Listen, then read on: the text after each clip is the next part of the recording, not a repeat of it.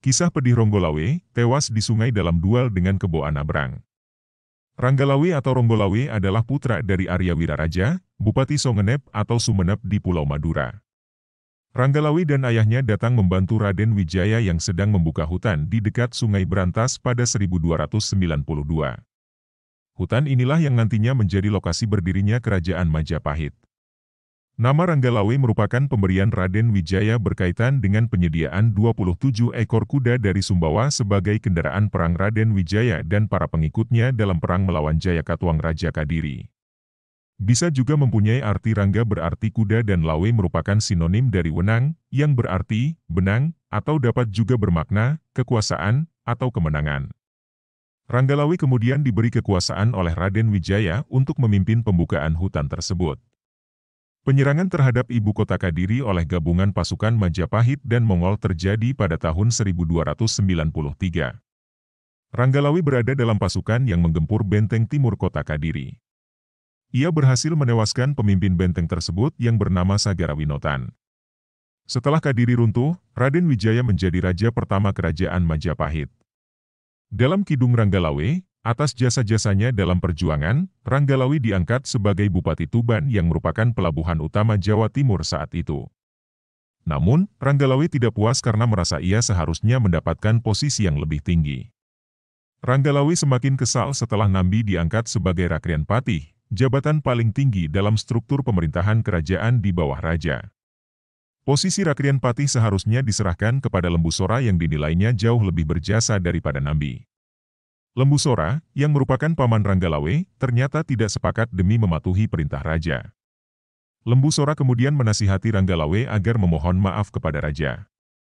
Namun, Ranggalawe enggan dan memilih pulang ke Tuban. Para raton menyebut pemberontakan Ranggalawe terjadi pada tahun 1295, namun dikisahkan sesudah kematian Raden Wijaya. Pemberontakan tersebut bersamaan dengan Jayanagara naik tahta. Dalam Nagara Kretagama, Raden Wijaya meninggal dunia, digantikan kedudukannya oleh Jayanagara terjadi pada tahun 1309. Namun Nagara Kretagama juga mengisahkan bahwa pada tahun 1295 Jayanagara diangkat sebagai Yuaraja atau Raja Muda di Istana Daha. Di Kidung Panji Wijayakrama dan Kidung Ranggalawe dengan jelas menceritakan bahwa pemberontakan Ranggalawe terjadi pada masa pemerintahan Raden Wijaya, bukan Jayanagara. Slamet Mulyana dalam Tafsir Sejarah Nagara Kartagama, 2006, mengutip Kidung Ranggalawe, menuliskan bahwa peperangan dalam pemberontakan Ranggalawe terjadi di sekitar Sungai Tambak Beras, Jombang.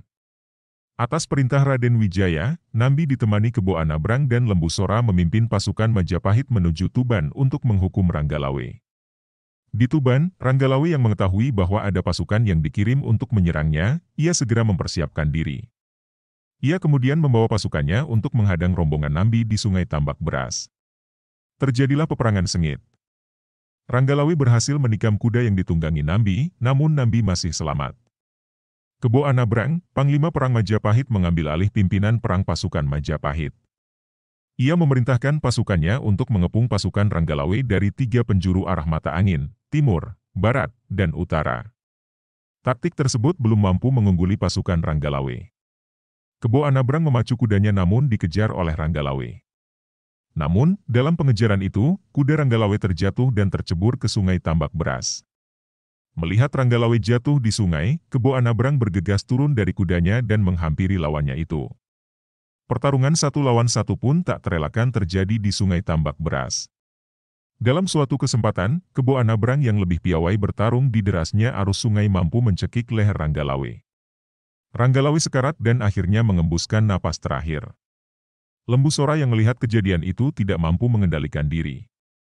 Lembu Sora memang berada di kubu Majapahit, tapi Ranggalawe adalah keponakan tercintanya. Lembu Sora menikam Kebo Anabrang sampai mati. Kebo Anabrang dan Ranggalawe sama-sama tewas di Sungai Tambak Beras yang banjir darah akibat duel 2 ksatria tersebut.